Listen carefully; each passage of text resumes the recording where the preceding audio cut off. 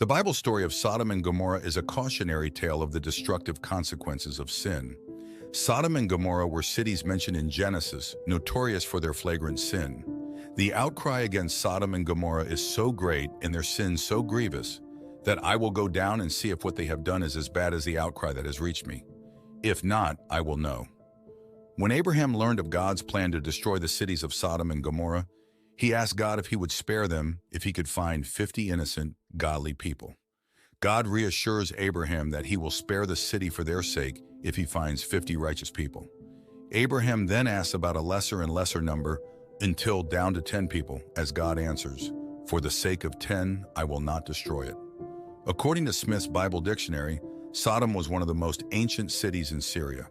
It is commonly mentioned in connection with Gomorrah, but also with Admah and Zeboim, and on one occasion with Bela or Zoar.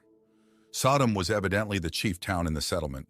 After leaving Abraham, God's angels arrived at the gates of Sodom and Gomorrah, where the gatekeeper, Lot, greeted them. He pleaded with the angels to join him in his house so he could wash their feet and serve them a meal. The angels agreed and went to the house of Lot. Lot was a foreigner to the realm of Sodom and did not succumb to the lustful, degenerate sins rampant in the city. One of the most prevalent sins in Sodom was the homosexuality of the men engaging in sexual relations with the other men and boys. Sodom is where we get the term sodomy and sodomites, named after this widespread sin of the town. After the angels entered Lot's home, the city's men surrounded Lot's house. According to Genesis 19:5, they called to Lot, "Where are the men who came to you tonight? Bring them out to us so that we can have sex with them." Lot pleaded with the crowd to reconsider, even offering his 2 virgin daughters in place of the 2 visiting men, whose angelic identity was apparently unknown to the lustful sodomites. "Get out of our way," they replied. "This fellow came here as a foreigner, and now he wants to play the judge. We'll treat you worse than them." As the crowd moved to break down the door, the men inside pulled Lot back inside and shut the door. Genesis 19:11-13 states, "Then they struck the men who were at the door of the house, young and old, with blindness so that they could not find the door. The 2 men said to Lot, 'Do you have anyone else here, sons-in-law, sons or daughters, or anyone else in the city who belongs to you? Get them out of here because we are going to destroy this place.'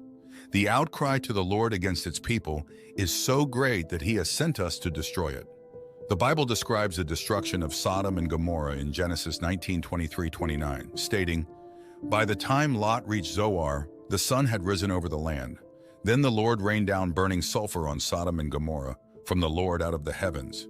Thus he overthrew those cities in the entire plain, destroying all those living in the cities, and also the vegetation in the land. But Lot's wife looked back, and she became a pillar of salt." Early the next morning, Abraham got up and returned to the place where he had stood before the Lord. He looked down towards Sodom and Gomorrah, toward all the land of the plain, and he saw dense smoke rising from the land, like smoke from a furnace. So when God destroyed the cities of the plain, he remembered Abraham, and he brought Lot out of the catastrophe that overthrew the cities where Lot had lived.